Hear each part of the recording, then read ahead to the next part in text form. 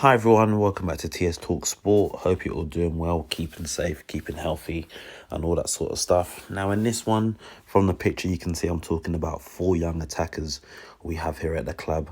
Now, for the last, more or less 6, 7 months or so, all the talk's been about Pierre-Emerick Aubameyang, and as the days go by, that still no contract talks have appeared. It doesn't even seem like in some reports that he's even been offered a contract. It just seems like, he's going to be heading out most likely this summer. Now, I've spoken about the likes of Edouard, who's been linked with us, and obviously there will be a numerous amount of strikers that will be linked with the club. Now, for me, I definitely think that if we're going to lose Aubameyang and Lacazette, we need to get someone else in. I don't want to see all our hopes pinned on the likes of a Gabriel Martinelli or Eddie Nketiah. I don't quite think they're ready yet to have that burden on their shoulders as the main striker at Arsenal. But, in this one, I'm just talking about, our young striking attacking options going forward. Now, the first one here, Martinelli, signed back in the summer. I don't think many people knew much about him from when we signed him. I think we thought he's going to be one of these players we sign. He features in and around the under-23s, and maybe he might come into the first team one day. But he's really shown his quality. He's been absolutely fantastic in more or less every game I've seen him play. I think the only game he didn't play too well in, I think, was against Burnley away, where he was forced to play out on the right wing. It seems like him and Saka have a good thing going down that left-hand side also. And, he's definitely someone that can play through the middle. So, hypothetically, if we was to get rid of Aubameyang and Lacazette this summer, would I have faith in Martinelli to score goals for us? I would. But at the same time, as much as, he's a good goal scorer, whether he can do it week in, week out in the Prem, it is not too known yet. And also, I think he may be better off at times playing off of that left-hand side. And like I just mentioned, I don't think the burden would be good to put on him at the moment. He's still only 18 years old. On to the next striker, Eddie Nketiah. Now, he first burst into the scene in that Carabao Cup game many years ago, where he come off the bench and scored two. Basically rescued us, to be fair. Since then he's been in and around the side. In the summer went on loan to Leeds.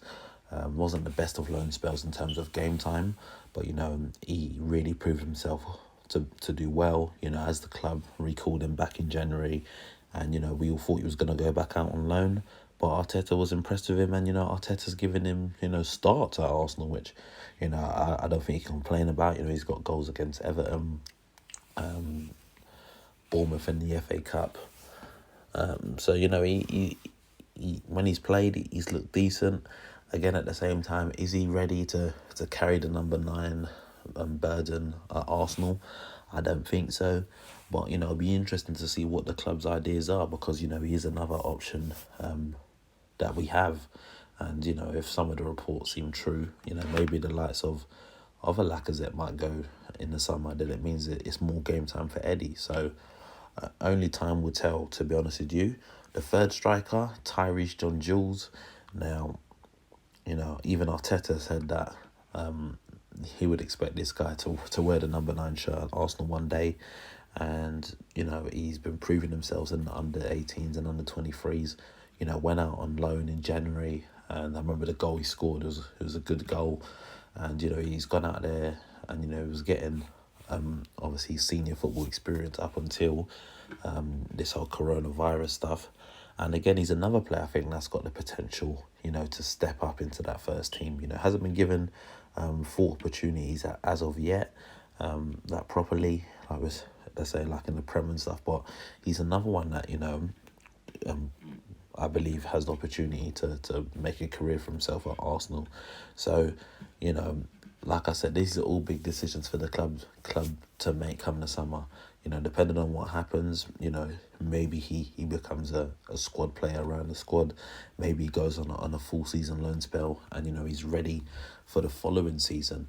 And then the last one I'm talking about, Balogun. Now, we rejected a bid from Brentford for him back in January. He's an absolute goal machine. To be honest with you, I think he's another one that I believe his deal actually runs out in 2021. And, I haven't seen much talks about a contract renewal. I'm sure the club want to tie him down.